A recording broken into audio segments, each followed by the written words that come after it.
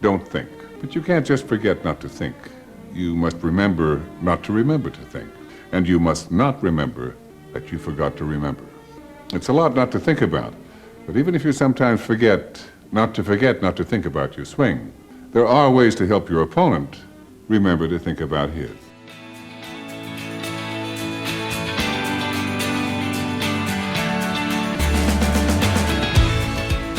Welcome to Spirit of the Game, brought to you by the Colorado Golf Association. Here are your hosts, Erin Gangloff and Aaron Kellough. Welcome back to another fantastic episode of Spirit of the Game with Erin and Erin. That's right. I'm Erin, she's Erin, and we're Erin and Erin. And that's all I got to say about It's all you have to say is you just have to say Erin. Yeah, you know. just Erin's. And we are two of the three Erins in the office. Correct. Yeah. As a quick reminder. Last month we had Joe McCleary on. Yep, Joe McCleary talking about water and the drought. Yeah, and so- I don't know about you, but I've been going out into my yard barefoot, checking for moisture levels. And I took my screwdriver, both the actual screwdriver and the drink, yes. and just trying to figure out if my moisture levels are correct for my lawn. Yeah, my my toolkit happens to be in the bar. So it was real easy for me to grab two screwdrivers at once and go barefoot out in the yard. But yes, and I did take his advice and spot water rather than running the whole cycle. Yeah. Just because part of it looks bad. Mm-hmm. It's great. Mm-hmm. It is. It's really good. So thank you, Joe. Yeah. But if that wasn't an exciting enough episode, this one's going to take the cake. Oh, it is. I would say it would take the cupcake. So if you haven't quite figured out who our guest is, then, you know, that's you're cupcake probably with a K. Yeah. Mm-hmm. It's going to take the cupcake for sure. Just a but let's do our housekeeping first. And we're going to be really quick on this today because of our guests. Yes. And that I said guests as in two. Yeah, we have two of them. That we want to get through just again, CGA news. You get that every week. Every Thursday you get your Member Insider. But this is really cool. It is cool. Yeah. So here's what's cool. It's called Gin Challenges. And it's, by the way, do you know what GIN stands for? I don't quite know, Aaron. Could you remind us again this episode? GHIN, right? Right. And it said it's pronounced gin, not gin. Not gin, it's gin. Mm-hmm. And it's Golf Handicapping Information Network. Right. People just never knew that. It's just I know. They become GIN. Yeah. So anyway, the GIN app, by the way, is one of your many member benefits as a CGA member. Yes. And it is only getting better and better and better. And now there's a new feature. Yeah. So Gin Challenges. So Gin Challenges allows you to actually almost play in like a virtual golf tournament. Oh, really? Yeah. So you go in. So we have select courses around the state. Okay. Selected by Hannah House. Okay. And Hannah House said, let's do this. Things. So, we've got Common Ground. We've got Patty Jewett. We got Tirado. We're trying to hit all around the state. Yeah. And what happens is when you go, so if you and I go out and play Common Ground, because that's the closest one to us. Right. Also the home of the CGA. Yeah. Not to, make another Are we allowed to play anywhere else? I'm not sure, but I'll have to ask Ed. We'll check that in our contracts. After the podcast, we don't want him on this podcast. Right. No. He'd take over. Anyway, so you go in and when you go to post your score, you can join the challenge. And if you play 3 rounds in the challenge, you actually get onto a virtual leaderboard. Oh, really? And guess what? I win? Oh. No, there's prizes. Oh, prizes, leaderboard prizes. I'm in. So what happens is we run it for about a month. Okay. So you get in those 3 rounds or more. Right. And then you can see where you're on the leaderboard. And then at the end, if you win, you're going to get an email from Hannah and she'll say you won. And you're going to get really cool CGA stuff, maybe a hat. I did hear some CGA rumors swag, that there's some gift cards. Gift cards? Not going to say anything, but I don't, I love shopping. Right. So if you're out playing, you can check that out. It's also on our website. You can see what courses and what dates they're actually running. But we're really excited about Gin Challenges. Yes. And read your Member Insider on Thursday. Yes. We'll have a little more information about Absolutely. that as well. We'll keep you up to date and even in the monthly. And then what's the big thing that's going on, Aaron?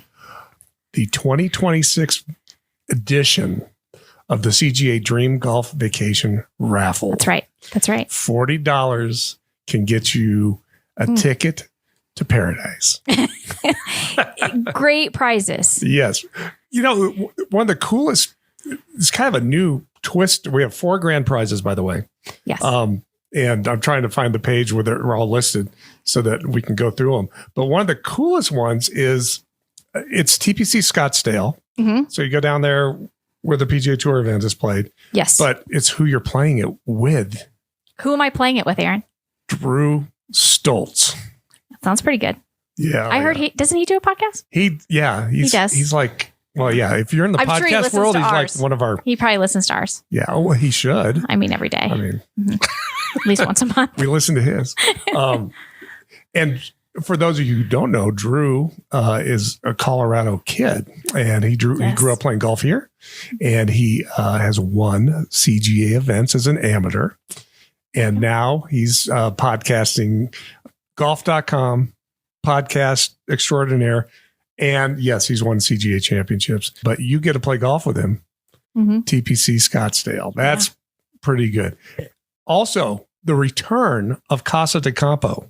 Oh, that is Teeth of the Dog. That's a good one. Oh my gosh. That's a good one. Yeah, I may only play 9 holes and then go back to the beach. Well, I mean, at least it's 9 holes. Yeah, but it's it's a. I mean, wasn't there a USGA initiative called Play 9? Yeah, and it's my job. Then there you go. And drink the other 9. Grand prize number 1 though, and I like it. Ryan named it Road to the Royals. Oh, this is a really good one. This is a September 19th to the 26th. Well, that'd be England. 5 rounds of golf. But why is it called Road to the Royals? Royal Birkdale, Royal Liverpool, Royal Lytham, and St. Anne's, and Hillsdale, and Formby. It's also You're where going the to Open England. is being played. Yeah. So play the same course that Rory McIlroy is going to win his second major at. Wow, that's a prediction right there. I just made a prediction. I sure did. Note it in the log. Oh, I love it. So Casa de Campo Tour, and then of course Whistling Straits. Yes. Ryder Cup host course. But these are just the 4 main prizes. Yes. We have prizes around the state. So if you're looking to play Broadmoor, some other great courses here in Colorado, I mean, again, there's so many prizes. Make sure that you check it out on cartogolf.org. Why do you buy raffle tickets? Well, to support the programs. To support the programs that we do here at the CGA. Yeah, so lots of chances to win something, but more importantly, you are supporting junior golf programs in Colorado. You're giving kids an opportunity to learn and experience golf that might never, ever get another opportunity, like youth on course and golf in schools and the Solich Caddy and Leadership Academies. The Solich Caddy. Yep. So it's great. So I would say it's a win-win. It's a win-win. Yes. So win-win. And you might spend $40 and end up going to play golf over across the pond, as they say. Yes. Or playing with golf.com's Drew Stoltz at TPC. Right. Oh, it's just any way you so exciting. It's great. It's just so exciting. But, all right, but check it out on our website. Yeah. Again, it'll be in our insiders. Tour golf and I know former talking CGA about amateurs, some homegrown talent. Yeah, homegrown talent. That's what we're talking about. Yeah, and so that brings us to our guests. So, Aaron, today we have 2 guests. Really? We do. And it's exciting for me because I've known these 2 guests my entire career here at the CGA. And I'm not going to date how long I've been here at the CGA, but it's been a while, right? But we are joined by Mike and Janet Kupcho, Jennifer Kupcho's parents. I knew that name. And that's why I said cupcakes. Cupcakes. Yeah. Gotcha. So welcome to Spirit of the Game. That would be LPGA major winner, Jennifer Kupcho. Colorado Golf Hall of Fame inductee, Jennifer the Kupcho. list is huge. Yeah. Also, but you know what? In order for her to get where she is today, she had to have some major support from her parents. Oh, yes. And that's why we said, hey, Jennifer, what a run that she had at the U.S. Women's Open this year. And we're like, I think really what people need to hear is how it all started, but really from her parents' perspective. Yes. Which I think for me as a parent, I can't wait to hear it. So, Mike and Janet, thank you for joining us for the podcast today. We're excited to have you here with us. Well, you're over on the Western Slope, but we're so glad that we could have you guys on the podcast. And why don't you tell us a little bit about you? I mean, we always know about Jennifer and Stephen, but we want to hear all about you guys too. Well, first off, thank you for having us here today. I'm happy to join you. And I'll let Mike start. And, just to tag on to what Erin had to say, we knew you back when you were Erin B instead of Erin G. So It's true. so it's funny with this game. Neither one of us had any background at all in the game. I think my dad caddied as a teenager back in Minnesota. We never played. And I think that's the same Well, for yeah, you. for me, I actually had my best friend in elementary school that played a lot, but I never played. I just knew she spent her life or her summers at the golf course. So after we were married, I lost my job, and I've been in oil and gas for like 8 or 9 years. And so I went back to school down at Auraria. Mm-hmm. And I had decided to get out of oil and gas and get into a job that lasted no matter what happened, which was accounting. and somebody has to turn out the lights, So, and so I was taking classes and I'm going through all the requirements. I'm getting near the end of getting my degree, and they said, you need a PE credit. I think it was 1 credit, maybe 2. And I'm looking down the list, like, what can I do to get through here? And I said, oh, golf, that sounds okay. And so signed up for golf. And I will have to say now, it's turned out to probably be the most expensive 1 credit that I've ever been involved with. It's a gift that keeps on giving, of course. And so we got to play a lot of. The homework, of course, was to go play. And Right. So I liked the homework, as did Janet, and we've been hooked ever since.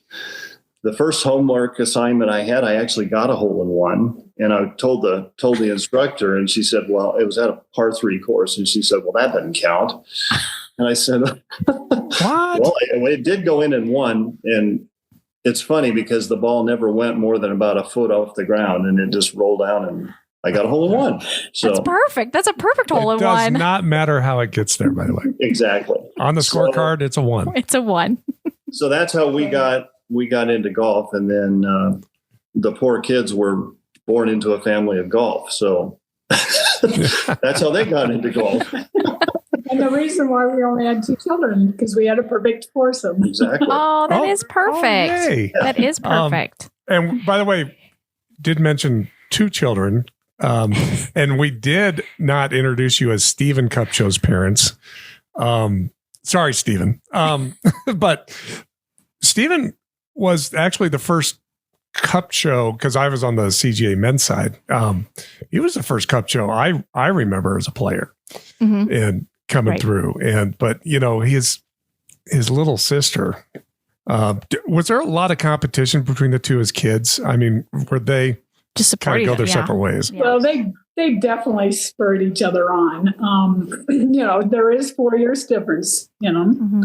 so that, was, I guess, a disadvantage to Jennifer, but yet it made her really work hard because, yes, she wanted to beat her brother as it is in everything she does nowadays. It doesn't matter if it's a board game or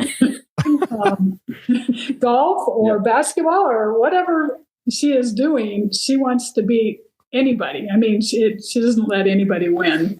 So, yes, there was pretty good competition between the 2 of them.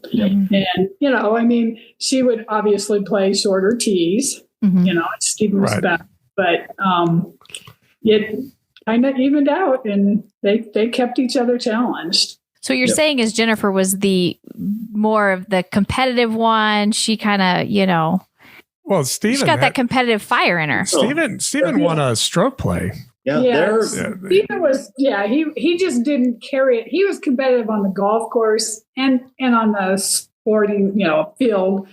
He didn't like to play games as much as Jennifer. Okay. But yes, he definitely still has a competitive edge to him also. Okay. But yeah, he's harder to follow in the golf world these days than Jennifer. That's for sure. Because is he even playing anymore? oh yeah, He- Okay. he Well- plays a lot. Yeah. Yeah, but just not competitive. He Right. he has a full-time job. So Well, so does Jennifer, by the way. She does a really cool job, is Yeah, what she she has. Yes. So thinking back to when we did the Colorado Junior Golf Association and both Stephen and Jennifer were competing. And I can remember, again, like Erin said, remember Stephen first. And I can remember Jennifer kind of at first, being really shy, kind of off. And then all of a sudden here she comes and she's, winning 10 and unders. I mean, it was fun to watch over that time. But was there just something about golf that they just both gravitated towards? Before we go too far down the line, I just wanted to talk about like in junior golf, the kids were both playing inline hockey, if you can just imagine, right? And I was coaching it, and one of the players' parents, we were talking about golf because we were playing golf with the kids, our two kids too, and he said, "Have you guys ever? Do they play any competition stuff?" And we said, "No, we don't know anything about it." And he's the one, is Mark Glenn, which is Trevor's dad. And he said, "Yeah, Colorado Junior Golf, they have all these tournaments and they're like one-day things." And that's really the only reason we ever even found out about it. And so, Stephen started playing because he was old enough. Jennifer was still too young. I mean, the baseline on their whole success is really, we were blessed to be in a state that I still think had the best junior golf in the country.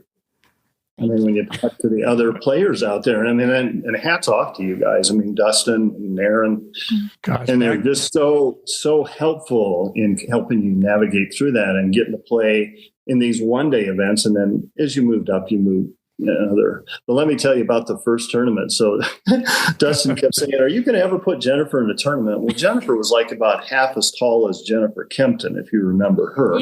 Yes. And so we sign her up, and she goes and plays at Broken Tee on the par 3 course. And I can't remember the third person that ended up winning, but first tournament, our Jennifer takes second place to Jennifer Kempton.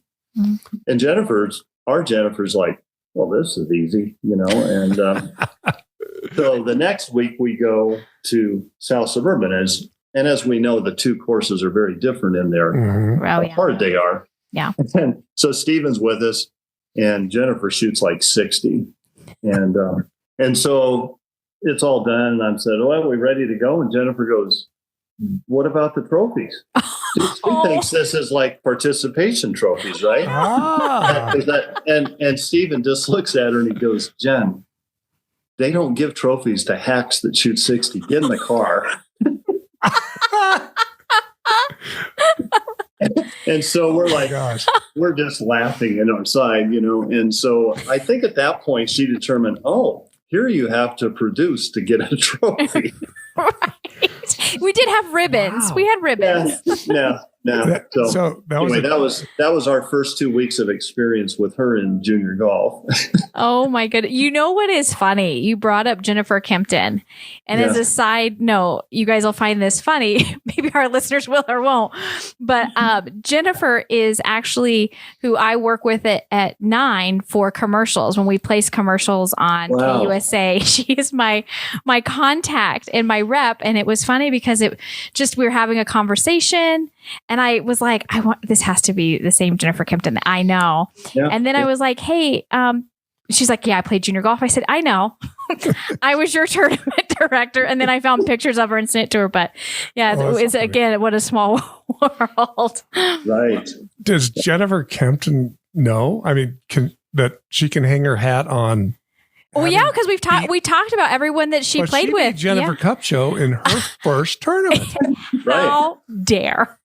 How dare she beat the legend? She is the first person to beat Jennifer Kupcho in a tournament. Yeah. Where she took second. I love it. Now the question is, do you still have that trophy? We have the trophy, and actually Jennifer has the trophy. That is the one trophy that she wanted that we had, how many 100 trophies in boxes. Sure. And stars. Oh, God, yeah, the stars, the all-star things. We have all the all-stars still. And, but she has that trophy, and we still have that picture with Jennifer Kempton, like about 2 feet taller than Jennifer. And I think the other person in it was there was a Villanueva, I think. Yes. Yes, and I think she was in that three of the Yes. three. Third. Yeah. So. Yeah. Oh, but man. you used just to do the All-Star posters, Yep. every year. Oh, I know. Oh, and yeah. Well, it was easy because Well, and it's like I could Kupcho, Stephen, and Jennifer. I did it, a decade. Yeah. Yeah. I had a Kupcho on. I knew where the K's were going to be. Yeah. But it's like I look at the junior golf experience with Colorado Junior Golf, which is literally where they played for a long time. Mm-hmm. I mean, they did not do the AJGA stuff and all of those things. And again, they were just so fortunate. You look on the girls' side and the competition was there. You had Kelly Ringsby, you had Hannah Woods, you had Sydney Merchant, Mm-hmm. Morgan Psalm. I mean, that's what kept Jennifer. That was good competition because they just fought out there to beat each other every week. And then on the boys' side, I mean, gosh, you had Wyndham Clark, of course. Mm-hmm. Andrew Cornell was one of the first ones that Stephen was competing with. And of course you had Derek Tolan. Yeah.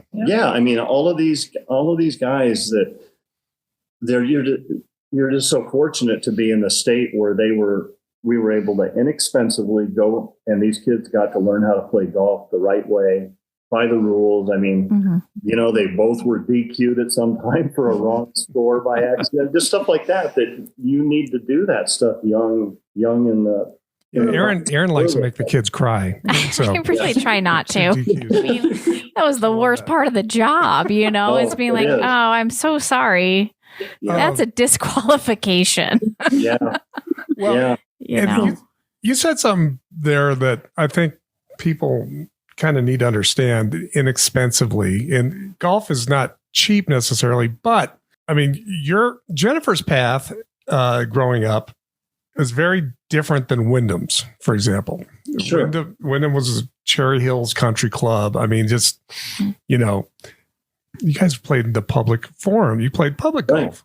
Right. And you were up in Westminster and just went through what, the 99% of parents, with kids playing golf have to figure out how to, get them involved, how to afford it, have to, don't have those opportunities that might be afforded to the other ones. You're in a long line of kids trying to, make this happen. And so, anyway, I just wanted to point that out, and you guys can.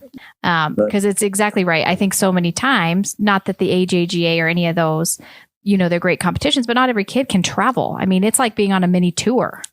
Essentially. And so how did you, I would love to know, how did you guys navigate kind of that process of picking and choosing what events? Cause I think it's really helpful for everyone to understand that you don't always have to go and play all these AJGA events or play out of state. What you do here at home matters just as much. So how did you guys kind of navigate that with both Stephen and Jennifer? Well, we picked the national tournaments that had qualifiers in Colorado, and Colorado Junior Golf hosted those qualifiers. So we told them, if you want to play national tournaments, you've got to qualify at those tournaments. And it took Stephen a little bit longer to do, but he did do it. What was he, a junior when he finally got into? Which one was that? That was you had the Optimist, you had the Callaway Junior Worlds, you had what was the insurance company, Big Eye. Yep. And then of course you had your USGA events, and that was where Stephen was a bit at a disadvantage to what his sister. 4 years later, we actually had a little bit more experience, and you look at it, and I mean, to get into the USGA events, like the US girls. Right. For the U.S. boys, you had to have a certain handicap. We didn't even know that process. I mean, we hardly knew what handicaps were. And I remember, Mike Cornella, that was Andrew's dad, said, "Is Stephen playing in the U.S. Junior qualifier?" We're like, "What's that?" Right. And then, and it was like a 36-hole deal, and a lot of the kids played it. And it's kind of sad because I think. So navigating through that process, that's where Stephen didn't get to play in those, and then he was a latecomer. late bloomer, I guess would be the right term, in both basketball and golf. But man, when he bloomed, it was crazy good. Yeah. And so that's how the kids had to do national events. Jennifer played her first AJGA event after she already committed to Wake, and it was over at Common Ground, so we didn't have to travel. Literally. Yeah. And Stephen never played in one. And look, and so you can get there. Yeah, but the other big thing too is that Jennifer played in our state championships, women's match play and stroke play. And that's huge. I mean, I don't think people understand. And even now when you have, Wagger and stuff like that going on. And I mean, that is also, she's out there winning those. I mean, that's going to set you apart from other kids too, because you can win at home. That's a big thing. Yeah, It is. Yep. And she was winning, like she was playing against women doing both that and junior events. Yeah. It was Right. playing the open and the junior. She scared them. Let's put it that way. There were many times they saw Jennifer Kupcho roll up and it was like, Yeah. They were not always happy. She was our women's player of the year so many times. But now they're looking for tickets and autographs. So that's, it's okay. That's right. It all works out. It does. Was there a moment when you thought, I mean, you never thought you'd win a major on an LPGA? Let me say this first, and then we'll give her we'll let Jan talk. Yeah. I actually knew she could do it as a career in 2019 when she qualified for the LPGA. So anyway, Janet can tell you the story up to that. Until then, just like never mind. We'll keep trying. I mean, I had kids, and I was like, they got to get good at one thing and retire me. That's why you have kids, right? Retire your parents. When she came in second at LPGA qualifying down at Pinehurst, I'm like, she's going to do this. This is actually real. Way to support your kid and believe him the whole way. All those lessons are paying off. That's all tongue in cheek, but let Janet tell you. It's like, she's never going to do this. Back when Jennifer was probably about, I don't know, 8, maybe 6 or 7, somewhere in there, anywhere from 6 to 8. We were members up at the Broadlands. It's still a public course, but we had a membership there. And, Jennifer's out hitting some balls, and the young golf pro comes out, and he's like, Josh. Josh. His name is Josh. And he's the coach down at CSU Pueblo. Okay. Oh, okay. And he goes, boy, that's the Division I swing if I've ever seen one. Oh. And we're like, huh? Yeah, right. Division I. So we weren't on board yet there. We were just, okay. Well, it's like, so then it's like, oh, okay. Well, maybe both the kids could get a scholarship and help pay for college. That's pretty much was what we were thinking all along. Right. So, but Jennifer was still really young and doing, of course, she's kept getting better and better and winning every tournament. And we're like, okay, well, she wants to pursue this. I guess we'll let her. So that's pretty much, how it was. Okay. But, how old was she when he said she's got a Division I swing? I'm trying to think. It was probably like in the 6 to 8 range, something like that. Oh, wow. Yeah, we're like, okay, yeah, right. So, and she's cruising along, winning all of the CGA stuff. We're not at the first, but as she won more, and then you're starting to think, well, let's see how she does if she gets in a national event, right, and makes it. And the first one was Optimist, I believe. The first one she qualified for, and so I think that maybe it was 8 and under or 10 and under. Yeah, probably. And so Janet took her down to that. She got in through the qualifier. Bob Meyer, he's still very involved with that. And anyway, so they go down to PGA National, and I'm at home, and she shot like 113, and I'm just like, what in the world? And then I'm looking at who's on the scoreboard. Maria Jatanagarn won the thing. Oh yeah. Yeah, and Jennifer finished like 50 strokes behind her in the tournament.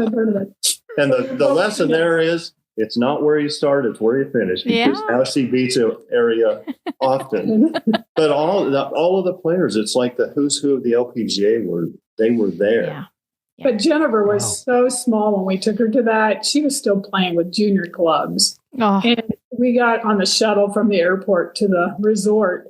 And I mean, this young lady, she was from Mexico, and she was passing out friendship bracelets and getting to know us. And I'm like, oh, that's really nice. And I'm looking at her, and it's like, okay, yeah, she must be in the older division. You know, she was as tall as me. Wow. Oh my goodness. And I'm like, and then we go, at tea times or I don't know if it was practice round come out or whatever. And I go and I see her name in Jennifer's division. And I mean, all of these girls are so much bigger than Jennifer that there was no hope for her to compete. And as a matter of fact, at that tournament, they always had a special banquet for the regional winners from each state or whoever held the tournament. And so when you're going into the auditorium, you go up to get your special gift. And Jennifer went to get her gift, and the guy goes, "No, this is for divisional winners." She's like, I am one. And so that just tells you how, they just thought that she was a sibling. So how small she was. So she really was, small for her age. She didn't, it took a while. Both our kids kind of grew in high school, but yeah. So I tried to explain to them on the phone. It's like, these girls are giants. Yeah, I'm asking, how could she shoot 113? And she's like, if you only saw these girls. But there's a lesson to learn there that you're playing the course, not these girls. But how intimidating is that to be? She's got her little push cart, and she's got these junior clubs. I think they were U.S. kids clubs. These guys. Oh, I remember those. Yeah. It's unbelievable. Yeah, they were just hitting the ball almost twice as far as her. Oh my gosh. Oh my. Was she nervous? Does she get nervous? Oh yes, she did. Back then, it was really nervous, and the first tee was so far away from the clubhouse. And I remember, I'm like, Jen, you got to play. But she went up and told the starter, and he's like, well, hurry back. And she needed to we had a shuttle and went and used the bathroom and came back, and they let her tee off. But yeah, it was kind of crazy. So, but she's so much better now. She doesn't obviously get that nervous. There's certain times she gets nervous. Well, and again, that just goes back to right at the start. Junior golf. And you're calling them at the tee, and maybe there's only 10 parents, maybe there's 2 around. It's still, because people ask me, like, I got that question at the U.S. Open last week. It's like, did she get nervous on the number 1 tee? Heck, you're standing at the Riviera Country Club up on 1, looking down over the whole course, and it's like, I don't really think so. I think she's learned to just shut that out. She's been through NCAA. She's been through ANWA. She's done it so many times that it's just another day at the office. I'm hitting that shot. And I wish she could teach that to the rest of us. If the starter's watching me, I'm nervous. So how on earth you can stand up there and have this like gallery? Whole your mindset goes to, don't duff it, and then and don't hit anyone. Yeah, right. Those are good thoughts. But I've got my own issues. We won't go into that on. But it is amazing, that focus and that level that she's at, and they just have to. Nowadays, the cameras are right behind them, and then they go running in the front of them and get their facial expressions, and it's just she was exposed to that at an early age, which was really nice, and helped her get through that. But she handles herself so well. That's kudos to you guys. That I think that really is a true mark of how you're brought up and how you've done in the game, is that you can handle yourself, even in those moments where you're humbled, know, and golf is humbling. Let's put it that way. And I was the guy at the camera. Oh, so For you're all the reason those- she's so good because yeah, you had the I mean, camera pointed at her Yeah, at a I'm young driving age. around my cart and, Yeah, Yeah. yeah. I was always in the final group, and everything. So That's right. So, I'll take full credit for that. As golf parents, and you guys were really good golf parents. Yes. You got to witness the really not good golf parents. What's some of the worst things you've seen on the course in a tournament? There was competition between the parents out there, I would say. I mean, even in Colorado junior golf. And I mean, we'd see things where like a parent might be up behind the green, like pointing which way to hit on the side of the green, stuff like that, like guide, sort of like coaching. But yeah, I mean, that's not like beating the kid up by any means. But that was just like, really? I mean, Yeah. they can see where the flag is. I think they ought to be able to, they probably hit it there better than you can. If they want to keep going, they're going to have to do it on their own at some point. Yeah. That's kind of like saying, don't go in the bunker. Well, duh. You're kidding. I thought that's where I always go. Yeah. that's the extent of my advice. But there's definitely different levels of how competitive they're wanting them to be and stuff like that. Mm-hmm. Well, because your emotions are high too. I mean, when your kid's playing, you're on that same roller coaster with them, maybe sometimes even more. And I just know this from, my daughter and her, she's not a golfer. But it's just like, I'm on the same roller coaster. And sometimes I am way more nervous than she is. And she's like, why are you, like, what's going on? And it's like, I'm just so worried, and stuff like that. It's, and I do think everybody thinks that, this is my ticket, right? This is, if they're really good, then, it's going to be this or that. And I think they kind of lose sight that, they're kids, There was a rules official on the men's side. He's a real tall guy. Rich Langston. Rich. And I'll never forget, I was just chatting with him, and I think Stephen was playing match play out at Bear Creek. And that's, a really easy course. Slightly. Walking and playing. And I don't know, Stephen had hit it somewhere, and I was like, gosh, you're going to hit it over there. And Rich says to me, you know what, Mike? I don't really think he was trying to do that. And it's like, that's pretty good perspective. You're right. Yeah. You're right. You're probably right on that one. That is something, Rich Langston, one of my favorite rules officials. He's no longer here in Colorado. He's, in Oklahoma. And, but he always told it like it was. I mean, he was always, he loved the juniors. That was for sure. He really did. And got to know the parents, that was also a big thing, so he could tell you. I don't think that's what he wanted to do. They're not trying to do that. That is true. Yeah. You're right. So kind of fast forward, you've gotten through junior golf here in Colorado. Jennifer's now at Wake Forest. She's, lights out golf, playing NCAA finals. So how did that transition go for her? She leaves Colorado out of junior golf. What was that college ride like for you guys? We had visited at Kansas and LSU and all different places, which is actually, that's kind of the story. But so we go to Kansas, and the coach is sick that day, and Jamie Berman there, Jamie from CSU. Right. He was the men's coach. Well, now he was the men's coach at Kansas. And so he was who we got to meet with as the coach of the women's who couldn't be there. And so, and he knew Stephen really well. And we just said, can you give us some advice just on the recruiting process? And he says, all I'm going to tell you is look at who's at whatever school she picks, what they are. Are they like AGA All-Stars? Are they the top 10 in the world? Things, because the most important thing is that they get to go to a school where they're going to play, because they're not going to get any better if they're not playing. You might be in a national championship and be sixth person, and you're not doing anything. Right.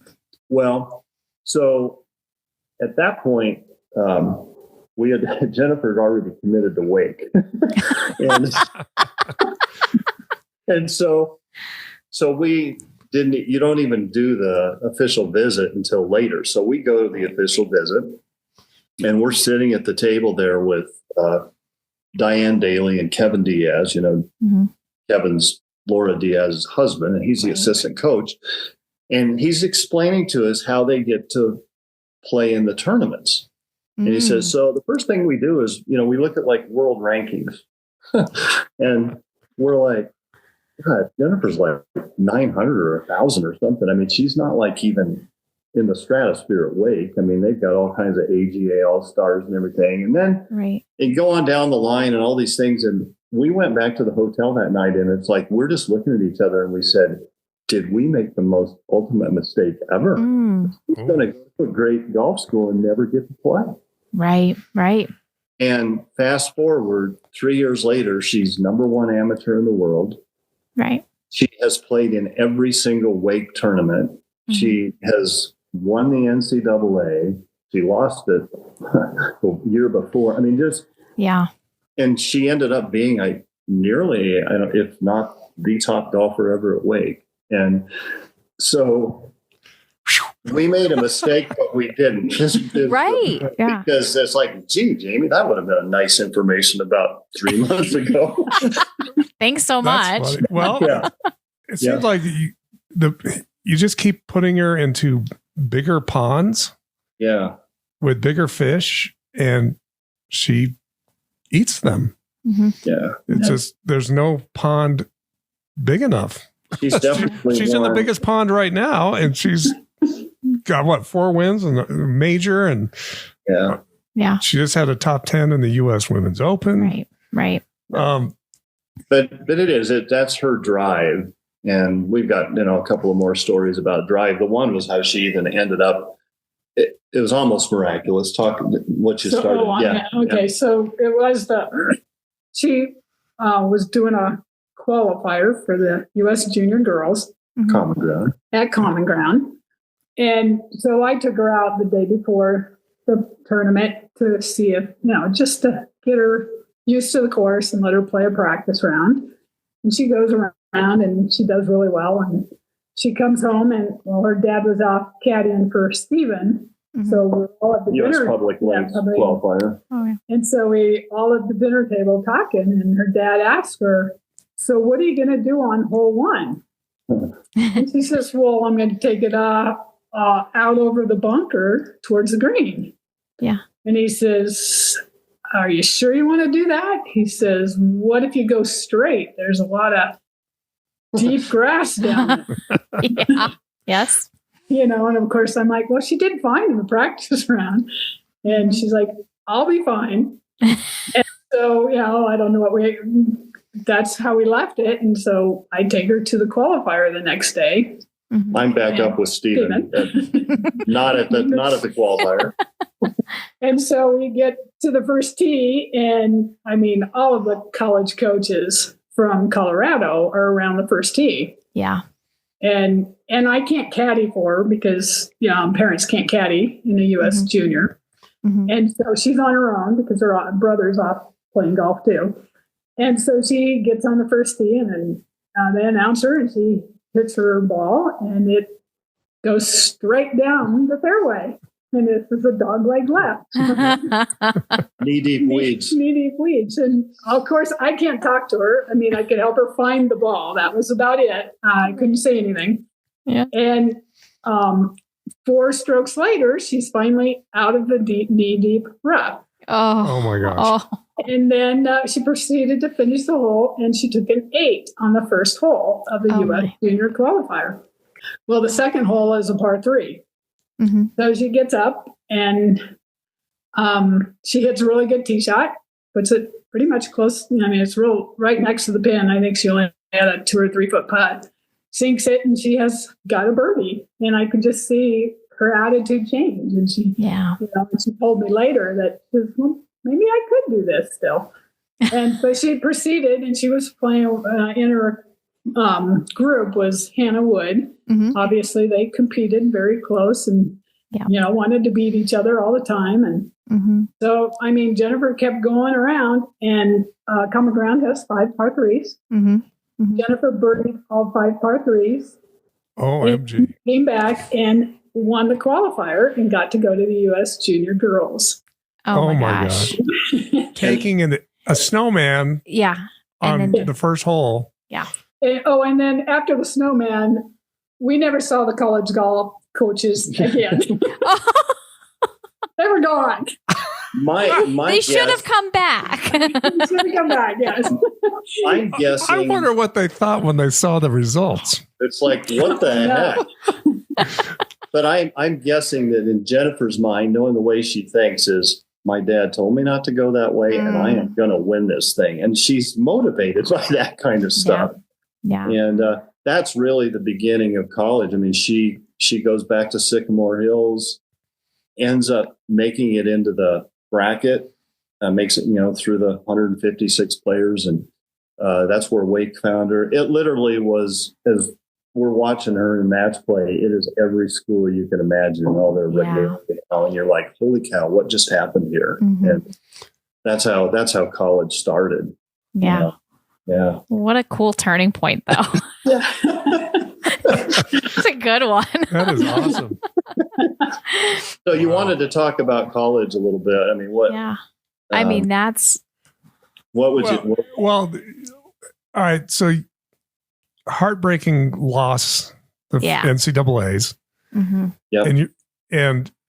And it was, I remember it was down, she hit in the water or rolled back in the water. Second to the last hole. 17. Yeah. And it basically lost it there. And then you got a whole year and you're like, was that an opportunity, a once in a lifetime opportunity that just fell back in the water? You know what was amazing, Erin, when that happened? I mean, we went on to the last hole and of course, the cameras are right in her face. And I just said, so did you hit the shot you wanted to hit? She said, yeah. Yeah. It just you can't do any better than that. No, it came up short. She said, I thought I was there. Yeah. And, she didn't choke. It just didn't work out. That was such a crazy, there's a whole kind of a week that goes in there because we had driven to Chicago. It was out at Rich Harvest Farms, and she literally led that thing the entire way. It looked like she was playing a different course. It was the most rainy, ugly tournament I think we've been in. And so after she loses, we had driven. She had flown, and she was flying back to Denver, and we drove back from Chicago. And I just looked at Janet and I said, tomorrow she's got her U.S. Open qualifier. I don't know what kids are going to show up. I haven't. And I've got to caddy that, right? Right. I mean, I would probably say, I've quit. I'm done. And so we get home and the qualifiers at Riverdale. First round, 66. Yeah. And I'm like, well, I guess I know which girl's showing up. Yeah. She wins the qualifier. It's a 36-hole qualifier. And we get in the car. And I don't know if you remember the movie, the baseball movie, the Rookie. The Rookie. Oh, okay. Where it's the older player, and he's just giddy when he finally makes it to the show. To the show, right? Yeah. And that look on his face. And she looks across at me, and I'm starting the car, and she goes, Dad, we're going to the U.S. Open again. It was just, I'm like, are you kidding me? 2 days ago, you threw away the biggest tournament ever. Yeah. And you're ready to go. Well, that's that bounce back ability. It was nuts. That says so much about it does. Why she is where she is. It was just nuts. Yeah, so. That is crazy. And then a year later, she wins it. Yeah. I mean, she wins it. Yeah. She wins it. And, you don't know if you'll ever, all those circumstances that have to, and somebody else is going to have lightning in a bottle, it's just like. Right. You can't play defense in golf, right? You never know. No, you just never know. But she took care of business there, got invited to the inaugural Augusta National Women's Amateur, which is really cool. So she wasn't even going to play, and then because she'd already just qualified for the LPGA Tour and decided not to go pro just yet. Right. And, So there's another part that now you'll chuckle about. I mean, yes, they had added like an extra college tournament or two, and it was just like it was going to be one after another, and she wanted to graduate and then start.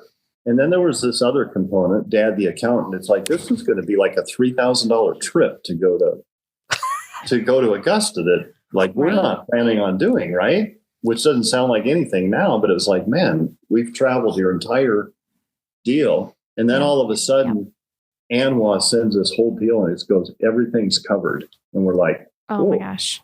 Well, this is different. And new facts here. We like this one. Oh, yeah. Wow. And we can afford this one. And I said to Jennifer, do you really want to go? And she said, and then they had changed out the college schedule. Her coach had backed off on a couple of tournaments. And she said, yeah. And she said, no, we just said, well, then call the head of Augusta, the tournament guy. And she did. Of course, they're like, well, of course you can still play. Right. We want the number one amateur in the world. Yeah. And then she said, well, there's one other request. I was wondering, if I make it to Augusta, because you played the 2 rounds at Champions Gate before. Right. And the plan was I was going to caddy those. And I'd like to know if this caddy of Augusta, his name was Brian, and he caddied for me when they allowed the college team to come there. There was a member at Wake Forest that allowed the 5 players to go. And she said, if I can have him as my caddy, if I make it to Augusta, I'd be interested. And so they actually made all that work. And that was the guy, because she said he knew the greens. It was unbelievable. Like, she'd tell me to putt it over here, and I'd look at him and go, I'm not putting it over there. And he'd putt it over here, and she'd putt it over there, and it went in. Oh my gosh. The guy knew it really inside and out.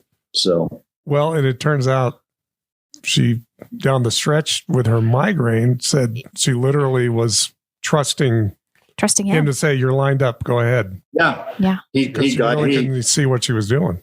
He was like a guide dog out there telling her what to do until that the migraine went away. Yeah. Wow. So that gives me chills. It does. How that happens and how he played that role. I mean, who would have ever known that story? That's incredible. And it also shows you what a good caddy can do for your game. Yes. We promote caddies here at the CGA, by the way. Caddying is, we've always supported caddies and believe in yes. Yeah.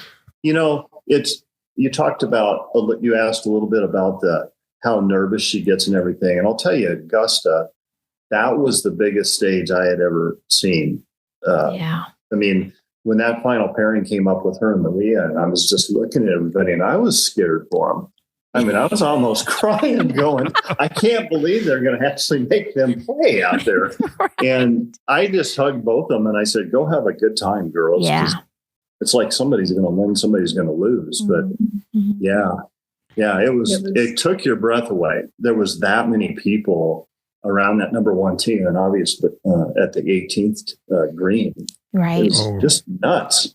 Yeah. Yeah. And that 18th, the story of the 18th going up that, obviously she's ahead. So, we're pretty excited. Well, Mike and I got separated, but I was with Steven, and, luckily Steven's 6'3", so he can see a little bit. And we started up towards the 18th green, and I'm just looking at the crowds. I mean, it's got to be at least 20 deep all the way around and halfway down the hole. And we're like, I just looked at Steven and I'm like, how are we ever even going to get up to the green? I mean, it's crazy. And so he's like, I'll take care of this. And he turns around, and because we've had a cameraman off and on in our faces, throughout the round all the day. Sure. And so he just looks around, he finds that cameraman and starts talking to him. And next thing I know, she's like, follow me. And I just followed Stephen, and he got right up and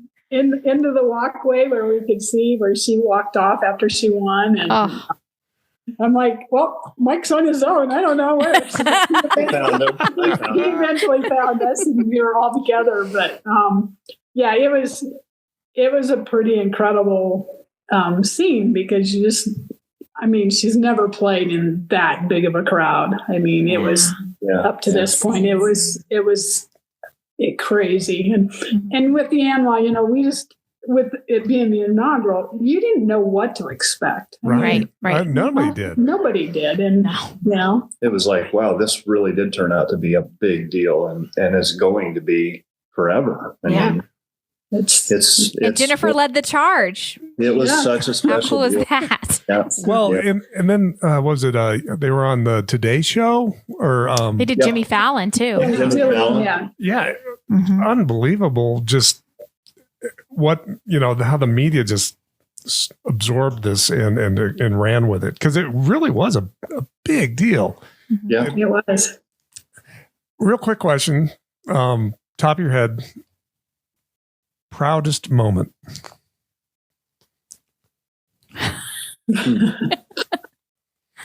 Well, mine actually, it's a continuation of the losing the NCAA and going on. I thought it's not going to be, it'll be quick.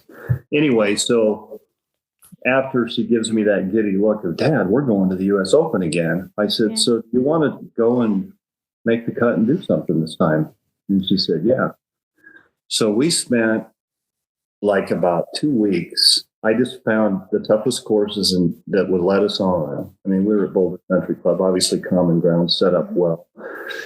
And we literally just went to courses, every day or every other day. Mm-hmm. And I tried to make it as much like the U.S. Open as I could recall when she went to Cordoval. It's like, all right, throw balls over there, go chip. You're gonna get up and down from there. And that's what we did. And that's great. So we get to Trump National. It's in Bedminster that year. And so she, of course, is one of these last qualifiers. So she's got the 2:30 tee time the first day. And so we go out, and I think she was playing with Munoz, was one of the players from Spain. Mm-hmm. And they play like 4 holes, and the heavens opened up with rain like you've never seen. They're cramming us into vans and getting us out of there because it's lightning. And so we go and we sit in the ballroom there at Trump National for seemed like for 5 hours, but it's probably a couple. Yeah. And then they finally say, okay, when we're ready to go, you're all going to go out and you're going to play as many holes as you can. Because we got to keep this on schedule. So they throw us back out there, and we played to maybe about the 14th hole, and it's too dark. And so they said, okay, everybody back. You're going to be wherever you stop tomorrow. You're starting at 6 a.m. or something. Wow. And we're going to have the range open with lights at 5. And so everything was valet parked out there. And so we had to wait in this long line to get our vehicle, because they give you these courtesy cars. And hotel's 45 minutes away. So it's dark. And we drive back to the hotel. Wendy's on the way at 10:30. We get to our hotel room, and it's not a bad place. It's a Homewood Suites. We walk into the room, and they're they need to take showers. We got to be up at 3 a.m. to get back to go just warm up. We walk into our room, and there is a pile of towels in the middle, and they're not ours. They're they had cleaned and just put them into our room. It was bizarre. And I say to the two of them, I said, just try to, you have any towels that are clean? We just had to take towels. He says, I'll be back. I'll be back. So I go to the front desk, and I'm telling them what's going on. They're like, holy cow, we are so sorry, blah, blah, blah. And so they, we go to bed, we get up, we go back, and we play those holes, the final of that 18, and then we got to go eat breakfast, and then you're going to have another tea time because we're keeping it on a 2-day schedule. Mm-hmm. So I'm not even really paying that close of attention to where she's sitting as far as making the cut. And we get to her third to last hole, which is in this case the 7th hole, and she chips in par 3 for birdie. I know we got to be looking pretty good. We get to the next hole, it's par 5. Well, it starts to rain again, and she puts a shot out in the hay, and it happened to be sitting on top of the hay. And we got big trees in between us and the fairway, and it's this uphill thing that goes through a creek. It's nuts. Well, you don't have rangefinders. Just like, what do I need to hit? What do I need to hit? And I'm like, I'm trying to figure out where we even want to hit, right? Right. And so we get her in play, and it's got such a steep face. All you want to do is get up on top. And many shots later, she takes a 9. Oh. Okay. So now we're going to the 18th hole. Not really even know where she sits. I mean, it's just like, wow. I did, but she did. I mean, it's just like, holy cow. And so it's a really, really tough par 4. And she doesn't even get to the green in 2 shots. She's in the fringe. It's a back pin. I think they counted it. It was like 95 feet. Ooh. And she chips in. Oh my gosh. And she makes the cut on the number. On the number. That's incredible. Oh, wow. And she finished that Open 21st. It was her best ever until last week. Ever. That's incredible. And I mean, she finished above people like Corda, Stacey Lewis. It was the Hall of Fame that she had beat in that tournament. Right. And we always joked it's like your best finish was still that year. And I was so happy that she finally beat that. Yeah. This year. I was hoping she was going to win. We flew out on Friday. But that, I was the most proud of how you think about losing NCAA to getting home qualifying to that. To walking into a 21st. room. Yeah, just stuff. It just, I mean, that was pretty cool stuff. That's really cool. So, that's awesome. how about you? boy, there's just so many that I mean, I guess the fact that she chose to stay in school and finish and graduate. Yeah. And the main reason why is she really wanted to try and win a national championship for the, not just the individual. She wanted to win a team championship. And they came up short, but the fact that she stayed and worked so hard and played with the team that, they had, that was a proud moment that she, tried to do that. And even though it didn't come out the way she wanted it, just another stepping stone. Oh, absolutely. Well, and that's the biggest thing too. It's that she, doing that and being that team player, that's huge. I mean, anymore, kids are so easy to jump to try and become pros and do that. And I think it speaks volumes to her and her character, and that she did do that and to go back and win it, but also to want to do it with her team. That, that's incredible. Well, I mean, I know that I'm a huge Jennifer fan. I could do this all day. We might have to do a part 2 at some point, but I mean, this has been so much fun for me, reminiscing and hearing all these stories and Jennifer, and it's been a true pleasure and honor to get to watch her grow up through junior golf and now being on the tour. And it's funny. I will tell you this, Jennifer was out at Green Valley Ranch. She was doing something. She was signing stuff. And this was many years ago. And my daughter, Aubrey, was pretty little. And we went out and I said, yeah, so Aubrey, I watched, and Aubrey didn't understand like my role, like as a tournament director and knowing Jennifer, and she was in our Hail or Win Elite Player program and everything. But for whatever reason, Aubrey got in her mind that I was her coach. And it was like, and she told, my mom coached Jennifer. And I was like, sweetheart, I wish, but it's been fun. And I can't wait to see what more happens in her career. I think it's fantastic. One quick story. By the way, Ed Mate had, he goes through these different phases as a boss. And at one point he had kind of just said, emails will be, between 8 and 5 Monday through Friday, because people need a life. I've been here 28 years, and I work. I just work at the CGA. I don't work at CGA from 8 to 5. I work, I'm doing stuff at midnight. So, but anyway, so it was really funny because basically that Anwar, he went out on our 911 text alert. Yeah. she's going to win this thing. Yeah. She's going to win this thing, and it's going to change everything. Is exactly. So Ed was on this Jennifer Kupcho alert. Yeah. We were all on high alert We for were. the end walk. So but he's like, so he's like, we got to get her on. We got to, get her to do endorsements for junior golf. And I mean, she's going to win this thing. It's going to change everything. And we're just like, calm down. Let her win it first, and then, but yeah. So yeah, we're not supposed to communicate except Monday through Friday, 8 to 5, unless Jennifer's doing. Just going to win something. Run Jennifer alert. And then it's like the CGA text 911 messages start blowing up. Which we wouldn't have any other way. Yeah. Exactly. So what did that do when, so that was after the first night, and then all of a sudden on the 10th hole, she has a migraine.